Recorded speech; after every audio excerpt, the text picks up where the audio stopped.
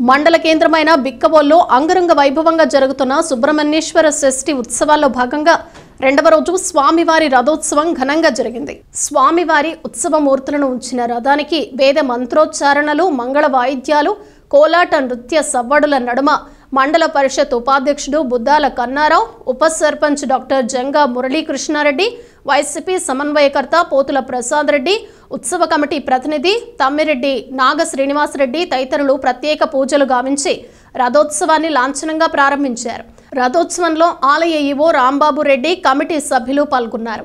Bikkavolu SI Bujjibabu రథోత్సవానికి పటిష్ట బందోబస్తు ఏర్పాటు చేయగా రథోత్సవంలో విశేషంగా పాల్గొన్న భక్తులు స్వామివారిని దర్శించి తరించారు. కాగా రథోత్సవంలో కేరళ చెండా వాయిద్యాలు ప్రత్యేక ఆకర్షణగా నిలిచాయి.